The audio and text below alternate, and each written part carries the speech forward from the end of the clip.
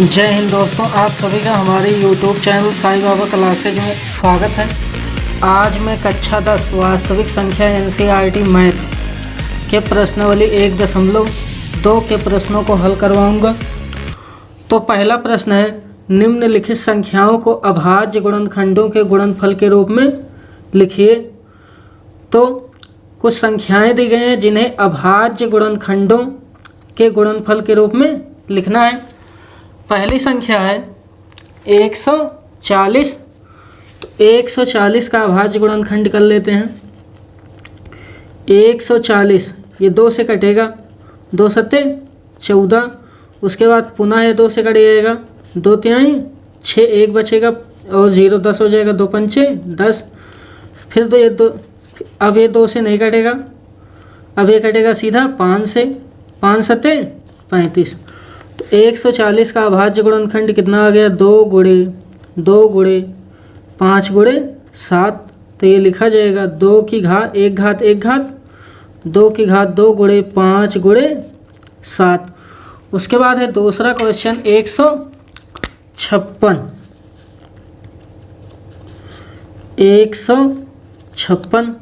156 का अभाज्य गुणनखंड कर लेते हैं। 156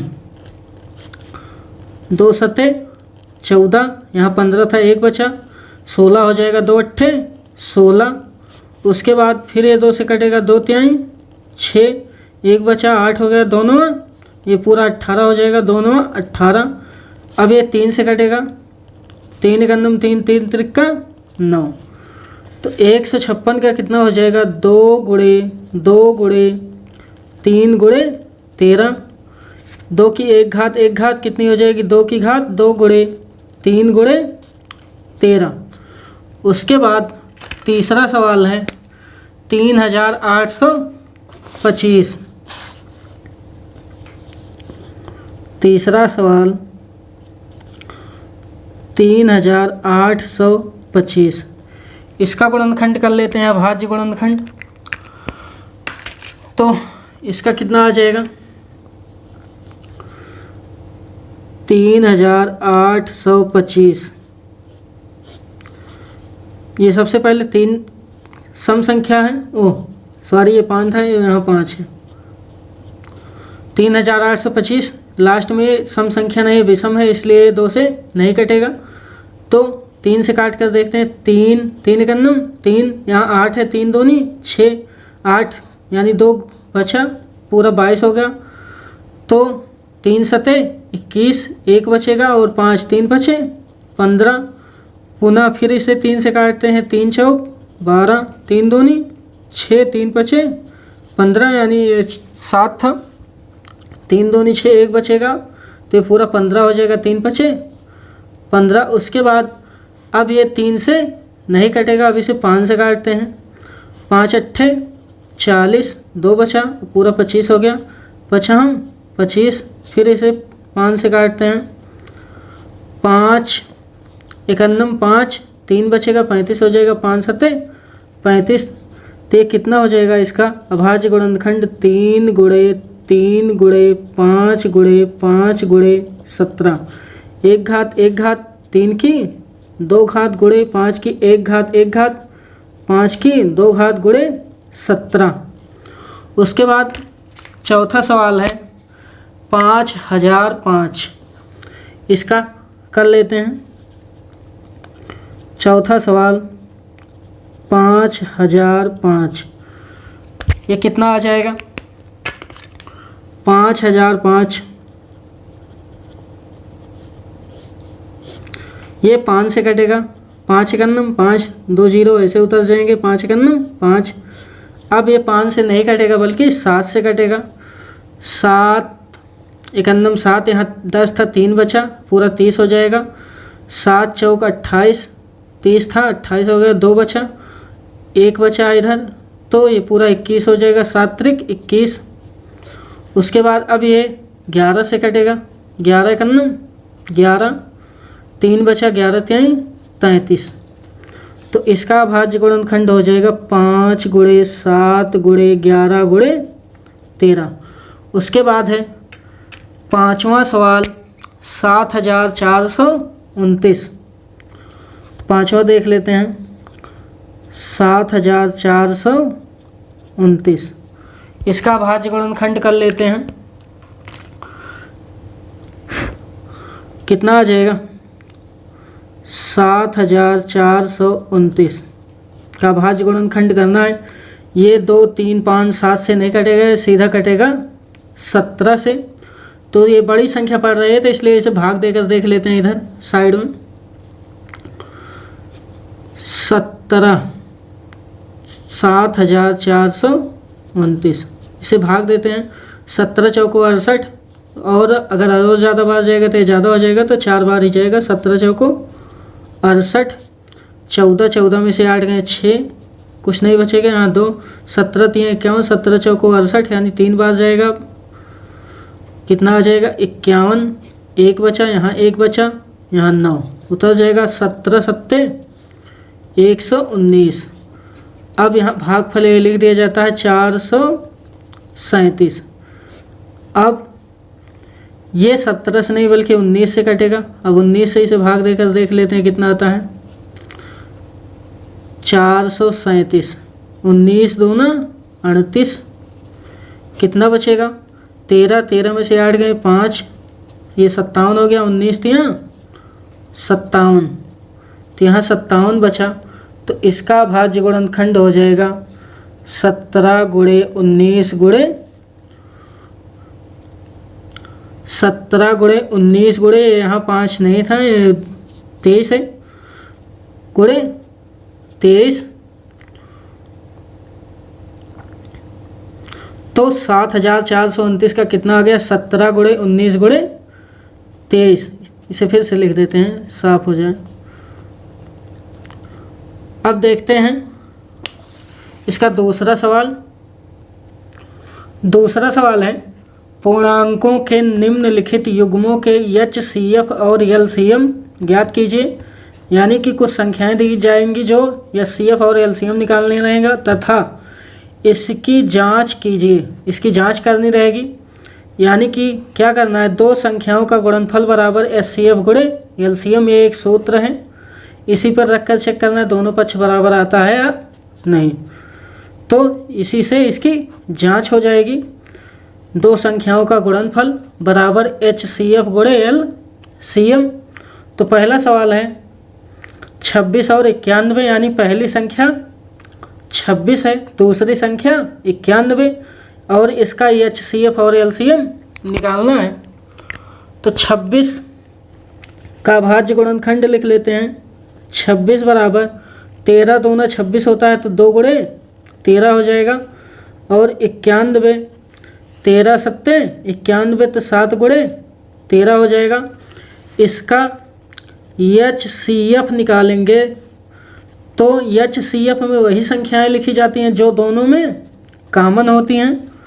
तो दोनों में कॉमन यानी जो संख्या दोनों में होती है वही लिखी जाती है। तो 13 दोनों में है तो यहाँ 13 लिख दी जाएगी। उसके बाद LCM के लिए क्या करते हैं, LCM में सभी संख्याएं लिखी जाती हैं लेकिन जो संख्या दोनों में कॉमन होती है, जैसे LCM में सभी संख्याएं 2, 7, 13 तीनों लिखी जाएंगी, लेकिन जो संख्या दोनों में कॉमन होती हैं उनकी अधिकतम घात वाली संख्या लिखी जाती है एक बार केवल। जैसे 13 की घात 1, 13 की घात यानी कि 2 है, 2 लिखा गया, 7 है, 7 लिखा गया। अब 13 बच रहा है, 13 दोनों में है, कॉमन है और अधिकतम घात वाली संख्या, लेकिन इसमें घात समान है तो एक बार लिख दिया जाएगा क्या 13। उसके बाद 2 सत्ते 14 गुणे 13, तो 14 और 13 का जब आपस में गुणा करेंगे तो 14 तियाँ 42, 14 का नम 14 4 18, 182। उसके बाद दो संख्याओं का गुणनफल HCF तथा LCM, इसकी जांच करनी है। तो क्या हो जाएगा, उसके बाद दो संख्याओं का गुणनफल बराबर HCF गुणे LCM, इसकी जांच करनी है। तो दो संख्या हमारी क्या है 26 और 91। HCF कितना है 13, LCM कितना है 182, सबका मान रख देते हैं यहाँ। तो 26 गुणे 91 बराबर 13 गुणे 182। तो 26 गुणे 91, इसका जब आपस में गुणा करेंगे तो आ जाएगा 2366 यानी 2366, और ये भी आ जाएगा 2366। इस प्रकार दोनों पक्ष क्या है, बराबर हैं, इसलिए उत्तर की जांच सही है। अब दूसरा सवाल है,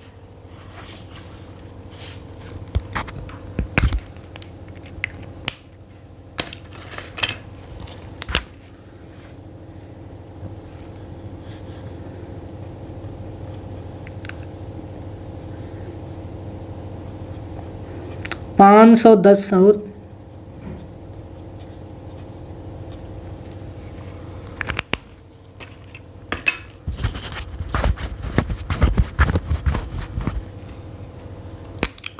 उसके बाद दूसरा सवाल है 510 और 92। तो 510 इसका अभाज्य गुणनखंड कर लेते हैं। 510 92, 510 का अभाज्य गुणनखंड इधर बगल में कर देते हैं।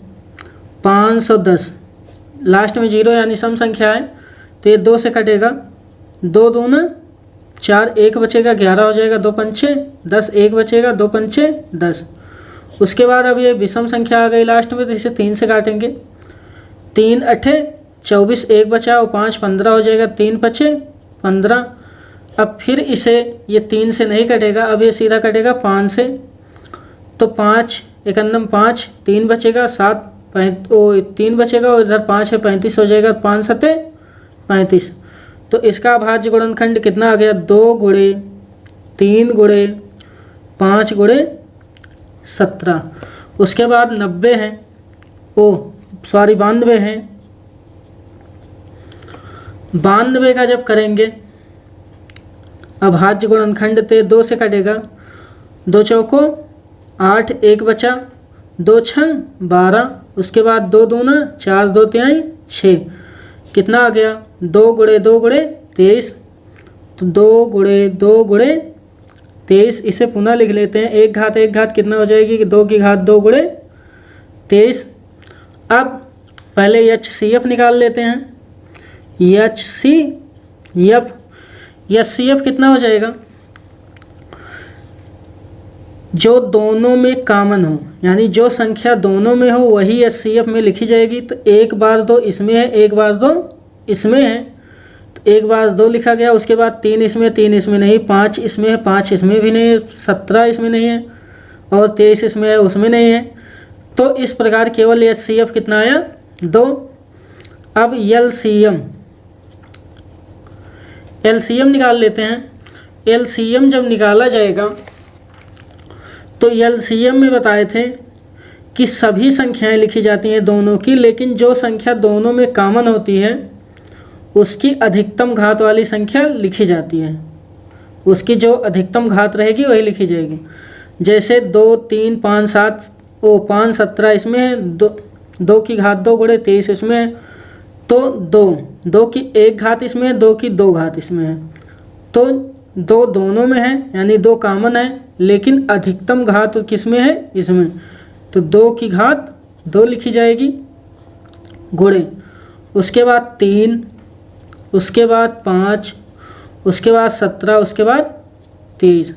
यानी कि LCM में जो संख्या दोनों में हो, तो जब संख्या दोनों में रहती है तो उसकी जो अधिकतम घात होती है वही लिखी जाती है। अगर इसमें अधिकतम घात रहेगी तो उसकी अधिकतम घात लिख दी जाए, अगर नीचे वाले में अधिकतम घात है तो नीचे वाले की अधिकतम घात। तो इसमें 2 की घात 2 अधिकतम थी, तो इसकी 2 की ये लिख दिया गया। उसके बाद फिर 3, फिर 5, फिर 17, फिर 23, यानी लिखी सभी संख्याएं जाएंगी। बस केवल इतना ही ध्यान देना है कि जो संख्या दोनों में कॉमन हो उसकी अधिकतम घात वाली संख्या लिखी जाएगी। तो 2 दूना 4, 5 तिहाई 15, 17, 23। अब इसका गुणा हो जाएगा 15 चौको 60 गुणे 17 गुणे 23।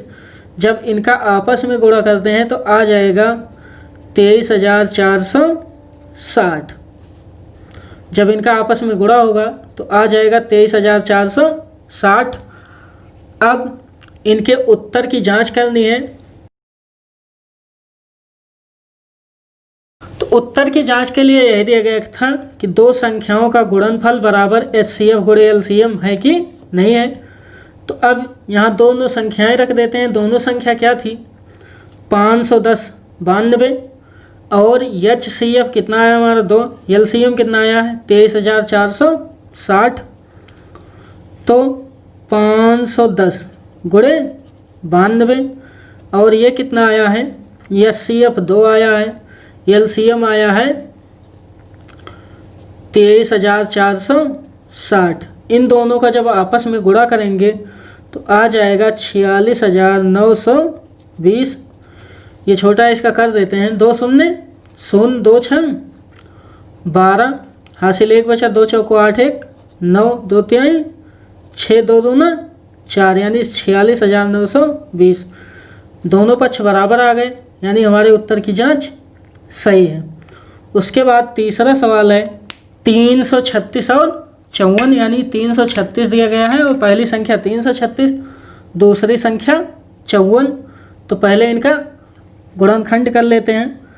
336 54, 336 का भाज्य गुणनखंड कर देते हैं बगल में। 336 लास्ट में 2 है, वो 6 है सम संख्या, यानी 2 से कटेगा तो 2 से काट देते हैं इसे। 2 एकन्नम 2, 1 बचा 13 हो गया, 2 छंग 12, 1 बचा 6 16 हो जाएगा, 2 अट्ठे 16। उसके बाद फिर ये 2 से कटेगा, 2 अट्ठे 16, 2 चौको 8। उसके बाद फिर 2 से, 2 चौको 8, 2 दूना 4, फिर ये 2 से कटेगा, 2 दूना 4, 2 एकन्नम 2। अब ये 3 से कटेगा, 3 सते 21, यानी इस प्रकार कितना आ गया 1 2 3 4, 2 4 बार है, 2 गुणे 2 गुणे 2 गुणे 2। उसके बाद 3 है, फिर 7 है, 3 गुणे 7।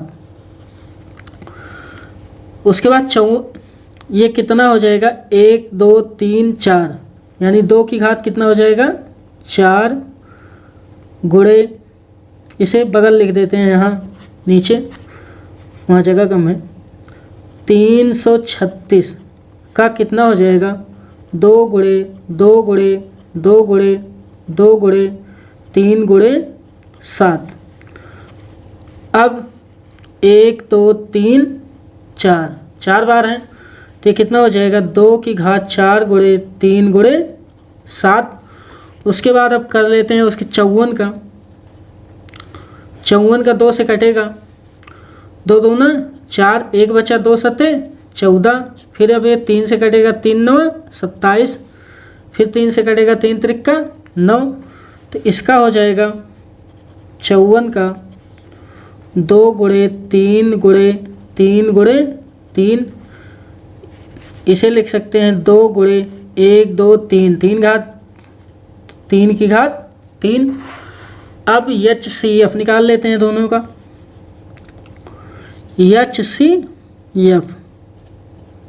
HCF में वही लिखा जाता है जो संख्या दोनों में कॉमन हो।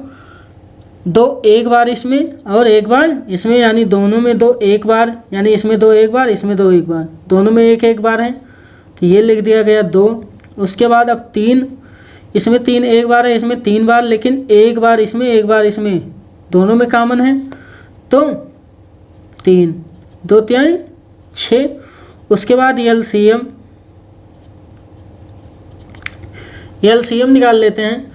LCM में क्या लिखा जाता है कि जो संख्या दोनों में कॉमन होती है उसकी अधिकतम घात जहाँ रहती है वो लिखा जाता है, और उसके अलावा बाकी सभी संख्याएं लिखी जाती हैं। तो 2 इसमें भी है, 2 इसमें भी है, दोनों में 2 कॉमन है, लेकिन अधिकतम घात कहाँ है, यहाँ केवल 1 है, यहाँ 4 है, तो ज़्यादा घात यहाँ है अधिकतम। तो 2 की घात 4 गुणे, उसके बाद 3 की 1 घात यहाँ, यानी 3 की 1 घात यहाँ है, 3 घात यहाँ है, 3 दोनों में कॉमन है, लेकिन अधिकतम घात कहाँ है, यहाँ 3 की घात 3। तो ये हो जाएगा 3 की घात 3। उसके बाद 7 पर 7 बचा था, 7 लिख दिया जाएगा। उसके बाद नीचे 2 3 था, दोनों लिख दिया गया। अब ये कितना हो जाएगा, 2 दूना 4 दूनी 8 दूनी 16, 3 त्रिक 9 त्रिक 27 गुणे 7। अब इनका जब आपस में गुणा होगा तो आ जाएगा 3024। बाद हमें उत्तर की जांच करनी थी, तो उत्तर की जांच के लिए दो संख्याओं का गुणनफल बराबर HCF गुणे LCM होता है। तो दो संख्या यानी संख्या हमारी दोनों क्या थी, पहली संख्या है 336, दूसरी संख्या है 54। तो 336 गुणे 54 बराबर HCF हमारा कितना आया था 6, LCM कितना आया 3024। तो ये हो जाएगा 3024 गुणे HCF कितना आया था 6। अब इन दोनों का आपस में गुणा हो जाएगा, तो इसका और इसका जब आपस में गुणा करेंगे तो 18,144 बराबर इसका इससे गुणा करेंगे 6 चौक 24, 6 दूनी 12 और 2 हासिल था 14 हो जाएगा, क्योंकि यहाँ 0 पूरा वही आ जाएगा 14, 3 छंग 18, 18,144 दोनों पक्ष बराबर आ गए। उसके बाद है तीसरा सवाल, अभाज्य गुणनखंड विधि द्वारा निम्नलिखित पूर्णांकों के HCF और LCM ज्ञात कीजिए। यानी कुछ पूर्णांक दिए गए हैं जिनके अभाज्य गुणनखंड विधि से HCF और LCM निकालना है। तो पहला सवाल है, पहले सवाल में पहली संख्या 12, दूसरी 15, तीसरी 21, 3 संख्याएं दी गई हैं, इनका HCF और LCM निकालना है। तो पहले इनका अभाज्य गुणनखंड होगा, तो 12 का अभाज्य गुणनखंड 12, 15, 21। तो 12 का 2 गुणे 3 यानी 2 दूना 4 तिहाई 12। उसके बाद 15 का 3 गुणे 5 5 तिहाई 15। उसके बाद 21 का 3 सते 21। अब इनका HCF और LCM निकाल लेते हैं। तो HCF क्या हो जाएगा, HCF में वही संख्या लिखी जाती है अब जो तीनों में होंगी। तो तीनों में क्या है, 2 नहीं है, 3 इसमें भी है, इसमें भी है और इसमें भी है। तो 3 तीनों में है और एक ही बार है, तो 3। तो HCF इसका क्या आ गया 3। अब LCM निकाल लेते हैं। LCM बराबर, तो इसे क्या लिख सकते हैं, 1 घात 1 घात 2 की घात 2 गुणे 3 लिख सकते हैं। अब तो इसमें 2 है, इसमें 2 नहीं है, तो ये इसमें 2 की घात 2 है, तो 2 की घात 2। LCM में जो संख्या मतलब सभी संख्याएं लिखी जाती हैं, लेकिन जो संख्या तीनों में कॉमन होती है उसकी अधिकतम घात लिखते हैं। तो 2 केवल एक में थी 2 घात, इसे वैसे लिख दिया गया। उसके बाद 3 इसमें भी है, इसमें भी है और इसमें भी, तो एक बार है, तो अधिकतम घात है क्योंकि तीनों की घात सेम है, तो एक बार लिख दिया जाएगा 3। उसके बाद 5, उसके बाद 7, यानी कि 3 जो था इसमें भी एक घात, इसमें भी एक घात, इसमें भी है। अगर इसमें घात 2 होता तो 3 की घात 2 लिख दिया जाता, लेकिन सब में घात समान थी इसलिए केवल एक बार लिखा गया। अब 2 दूना 4 5 तिहाई 15 गुणे 7।